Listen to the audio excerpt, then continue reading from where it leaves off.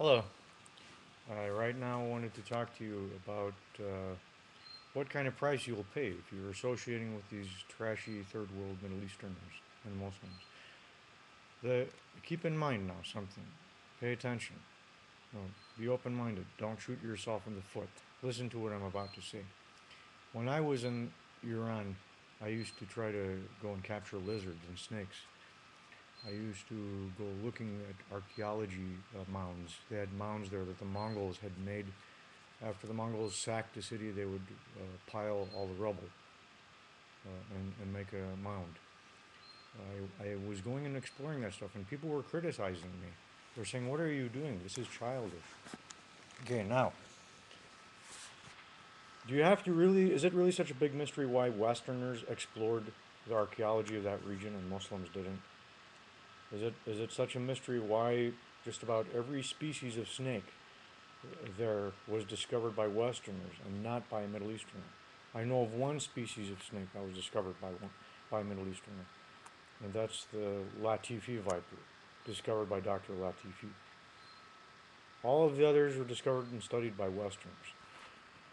Now, if you want to get ahead in life, you're not going to get ahead if you're going to have to constantly justify yourselves to these people who have limited imaginations and no creative drive and are just conformists to their own culture and their own society and their own religion.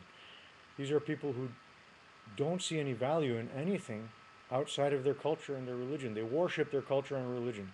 It's like an idol for them. Anything that lies outside of it is seen as irrelevant or childish or worse, as something evil.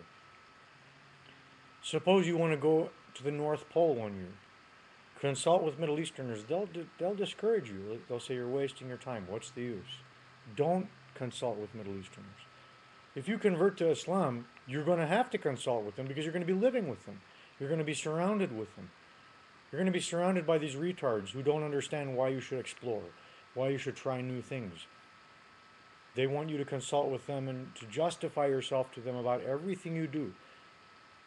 Everything you do, you're supposed to consult with them, ask them their opinion, and justify to them to convince them that it's a good thing.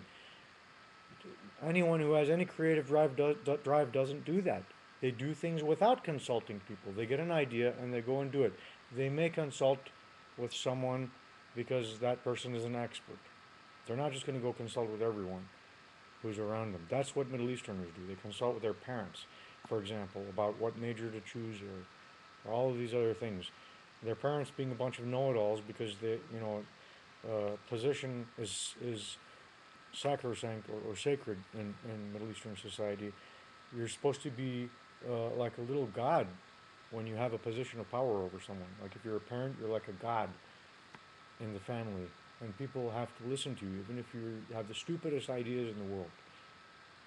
People just have to obey your garbage ideas because you're their parent. The same with their rulers. I mean, they have rulers over there who don't know shit, and they make policy, and no one can get them out of power.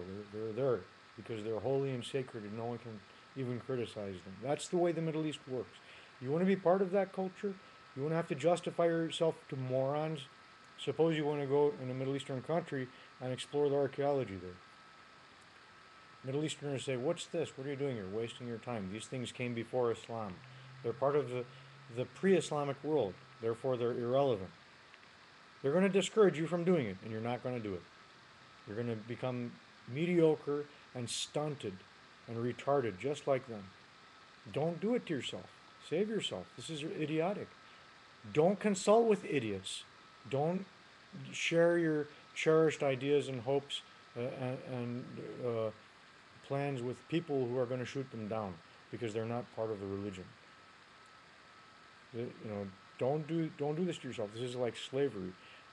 It's the most ridiculous thing in the world to agree to be a mental slave to people who are stupid. They're not even part of the modern world. They don't understand why you should do something because it's not part of their religion. All they know, whatever new thing they hear about, they compare it to their religion to see whether they should accept it or not. Does that sound like a thinker to you? Does a thinker do that? Does a thinker say, "Wait a minute, I have an idea. Let me see what my religion says about it before I act on it. Let me see what my dad says about it before I act on it. No, did Thomas Edison do that? Did Thomas Edison say, let me consult the Bible before I try to invent the light bulb? Let me ask my dad and mom if I think I should do it. Obviously, if he consulted with all the people around him, he'd have his ideas shot down and he would never have tried it. He didn't have to do that because he didn't have to do such a thing because he lived in the West, which respects individualism and creativity and individual freedom. The Middle East doesn't respect that. Muslims don't respect that. Islam, being a religion that requires absolute submission, doesn't allow for activities that are outside of it.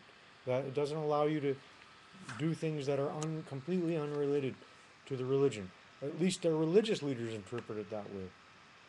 They're saying it's not a weekend thing. You have to do it every day. Your life has to be completely submissive to this stuff.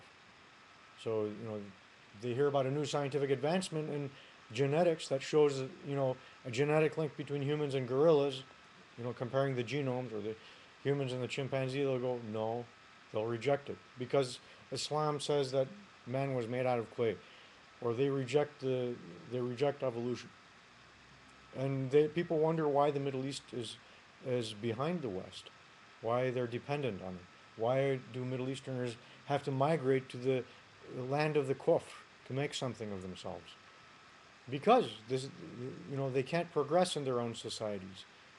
Their own societies are ruled by their religion, and no progress can be made in that environment. They have to do it in the West, in the land of filth and sin. That's why they're here. They've voted with their feet about which society they believe they have a better chance in for making something of themselves. You're going to convert to their religion and vote with your feet to make nothing of yourself, to be something they avoided becoming, which would be just a good little irrelevant person in their own country. No, if you're converting to Islam because you met someone here who has immigrated from a Middle Eastern country, ask them why didn't they stay in their country if their religion is so great and their culture is so great. Ask them what are they doing here. Why didn't their society provide them with the opportunity for individual creativity and self-advancement that they found in the West? Why do they want you to join their society and be deprived of opportunities they gained by coming here? Ask them that if you have the guts to do it.